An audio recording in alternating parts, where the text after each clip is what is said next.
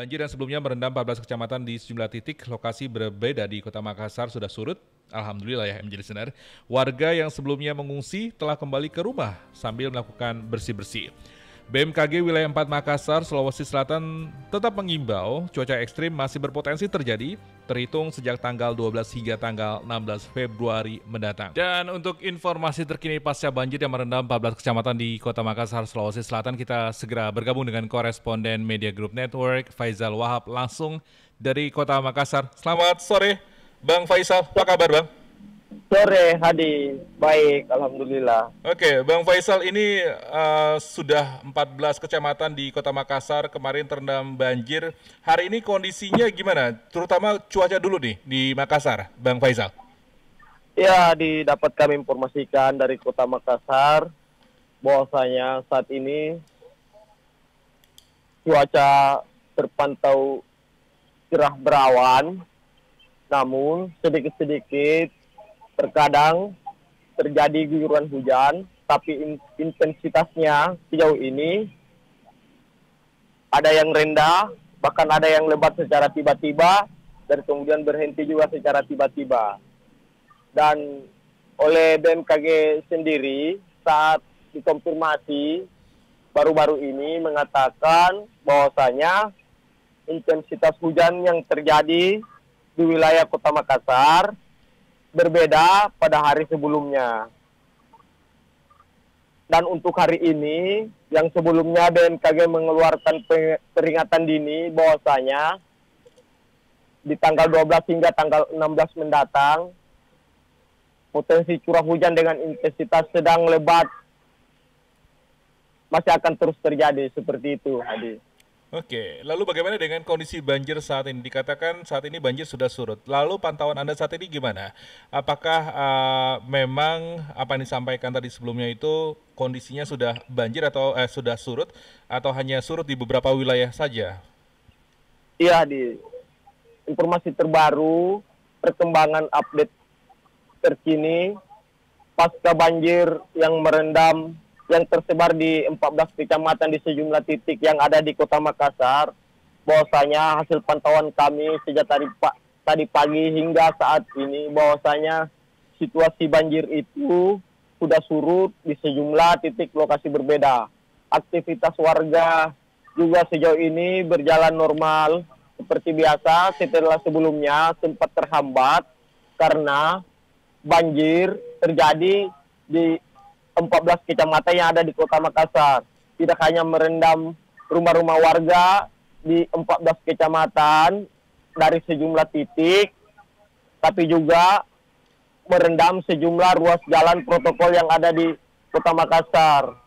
Dan sejauh ini korban banjir yang sebelumnya mengungsi di tempat pengungsian yang lebih aman sudah kembali ke rumah mereka masing-masing, dan untuk membersihkan lumpur sisa genangan banjir yang sebelumnya menggenangi rumah mereka, di mana kondisi terparah banjir kemarin itu sampai dini hari tadi yang kami pantau terjadi di wilayah Kecamatan Tamalate, tepatnya di Kelurahan Jongaya, Lorong 5 Andi Tonro, seperti itu, Hadi. Oke, berarti intinya hari ini kehidupan warga masyarakat Kota Makassar sudah berangsur pulih.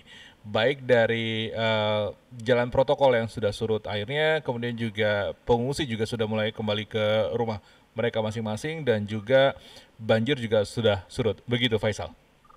Iya, seperti itu, Hadi.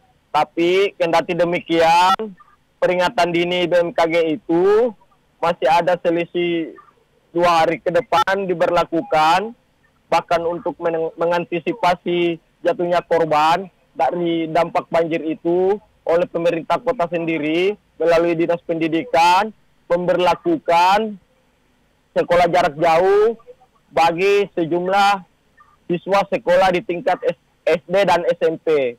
Hal itu dilakukan untuk meminimalisir adanya korban ketika cuaca ekstrim kembali terjadi di wilayah Kota Makassar. Seperti itu, Hadi. Betul, karena memang masih ada 2 hari lagi ya, hingga Iya, tanggal 16 peringatan dini yang disampaikan oleh BMKG Kota Makassar, Sulawesi Selatan. Lantas, Faisal, tadi kita berbicara soal kehidupan di Kota Makassar yang sudah berangsur pulih. Lalu bagaimana dengan kehidupan nelayan? Ini utamanya terkait dengan gelombang tinggi di laut. Apakah nelayan di pesisir pantai Makassar ini sudah mulai beraktivitas kembali?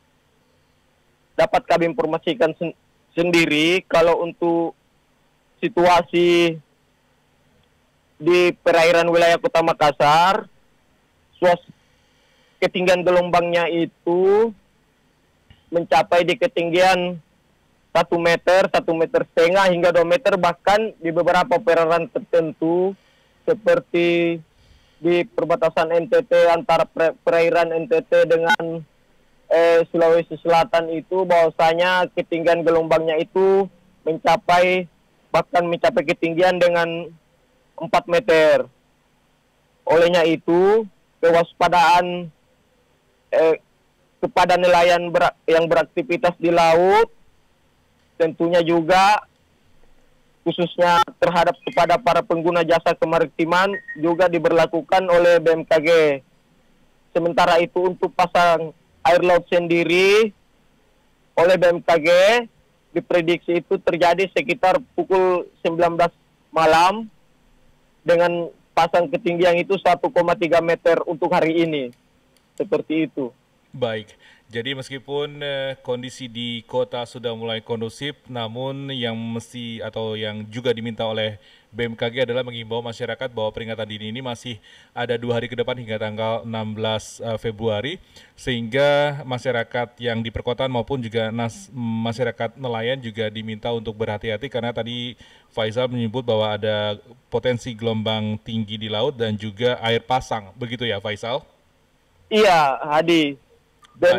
BMKG sendiri melalui Kepala Bidang Data dan Informasi yakni Hanafi Hamzah mengatakan bahwasanya ini sebetulnya bukan pasang yang maksimum, tapi apabila pasang itu terjadi bertepatan dengan curah hujan yang tinggi, maka potensi akan terjadinya banjir itu masih akan ada. Begitu, Hadi. Baik, warga masyarakat di perkotaan maupun juga di pesisir, warga nelayan juga diimbau untuk terus berhati-hati, mengingat sekali lagi peringatan dini dari BMKG masih berlangsung hingga tanggal 16 Februari. Terima kasih koresponden Media Group Network Faisal Wahab atas laporan Anda langsung dari Kota Makassar. Sehat-sehat selalu dan tetap hati-hati dalam bertugas, Bang Faisal. Siap. Baik, terima kasih Faisal Wahab dari Kota Makassar.